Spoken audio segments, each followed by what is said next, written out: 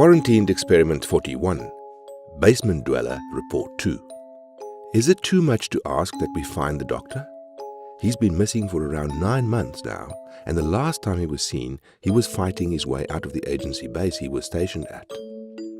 The former senior researcher, Washington, real name Dr. Harris Fimzar, is a highly dangerous man. That much is obvious. But how is it that one man can hide from the full resources of the agency? We know that somehow he had made himself invisible to the gaze of the web eater.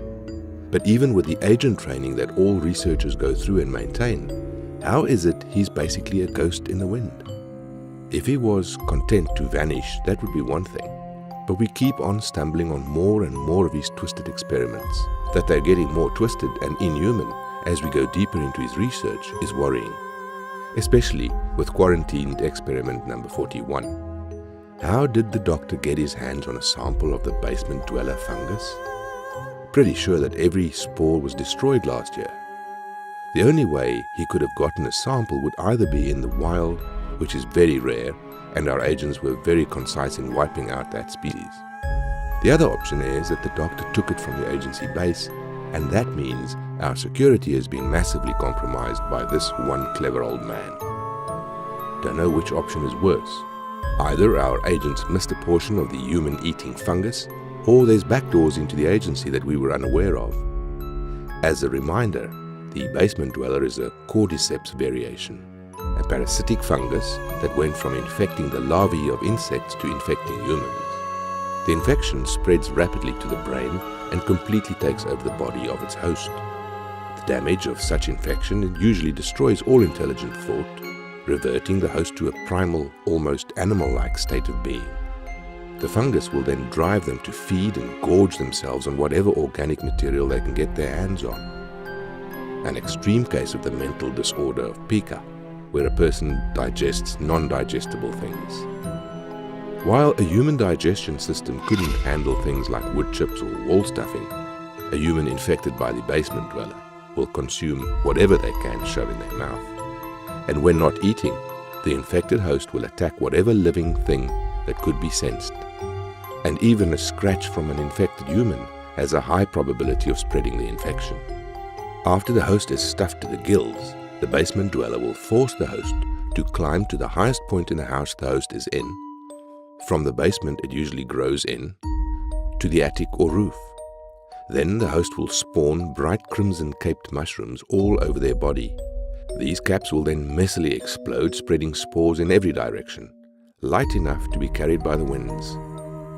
The action usually means the death of the host, as the explosion tends to be messy. The only answer, found by the agency, is to use thermite to burn the fungus at an insanely high temperature. Because the fungus is highly resistant to heat, cold, and most fungicides. There have been maybe 5 outbreaks of the basement-dwelling fungus in the last 100 years, and each time was an absolute burden on the agency to contain. So that the doctor got his hands on it and did his usual experimentation on it is nightmare-inducing. It wasn't even known to be a case of the basement dweller. It started as the police getting a call of strange noises that came from an abandoned house, thinking it was a homeless person that broke into the house to avoid the harsh winter. Later, the voice examination, the call to the police matches the sound profile of Fimzar when he was employed by the agency. So the cops got there, and as the house was abandoned, they were able to enter without needing a warrant or anything, especially as they heard loud noises coming from the house. Most of the house was wrapped down in plastic sheeting, as the owners had long stopped coming to their backup house, mainly keeping it for the property location. But the investigating officers saw a light in the distance, and what the agency took from their body cams was horrific. From the basement and spreading all over the house were white fungal growths that spawned hundreds of red mushrooms. As they moved further into the house, they were increasing in mass up until they were covering most of the walls.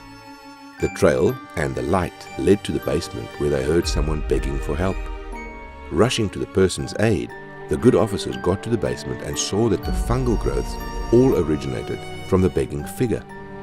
It resembled a person if all their hair fell out and had fungal growths completely consume their bodies. The victim begging was fused to the wall, begging for someone to help them. When they saw the officers, they screamed to get away, and right after that, they didn't want to die. They begged the officers to go away, but to help them. One of the officers adopted a soothing tone as he got closer. "It'll be okay, son. Give us a moment to get you down into the hospital." He got closer, and the person trapped on the wall screamed louder. "No, don't get closer. Help me, mother," they screamed, half mad, half sobbing. The officer made contact with the person on the wall. Their skin turned a bright crimson red, and then the person exploded into spores. The officer at point-blank range had no chance to get away. His partner at the distance wasn't far enough not to get caught in the explosion of spores. The fungus spread rapidly, first on their clothes, then their flesh, finally on the insides of their bodies. The pain of the invasions of their bodies knocked the two officers out. When they woke up, they painfully found themselves stuck in place, where they were infected. Movement was barely possible due to the fungus restraining and consuming them outside in. One of the officers managed to reach his radio and call for backup, briefly mentioning the fungus in the basement. A similar situation happened twice more. Another set of cops arrived to back up the incapacitated officers. But by the time they arrived, the captured officers were mostly consumed and ready to break into spores. So those cops were caught as well. This raised the severity of the emergency, and the mistake of calling the SWAT team came in. They were trapped, bringing up the number of people from 1 to around 7 now. People transformed into seed beds for the modified basement fungus to grow and spread more. It was then taps the agency had in the police system picked up the issue and sent a field team to investigate. Getting to the house, the agents quickly realized it was a basement dweller issue, and so triggered the protocols for dealing with such a thing. That was the agency's mistake, and it's clearly what the doctor wanted. This whole experiment was to give the agency a black eye, because he knew how we operated and what the containment protocols were. Isolate the house, set the high-intensity flames, and burn the house to the ground to halt the spread of the fungal growth. Because with a basement dweller, infected hosts are already too far gone. But as the fires were set, all the fungus spasmed when exposed to the open flame, and the whole house blew up like a fuel air bomb. The doctor had turned the basement dweller into a massive explosive.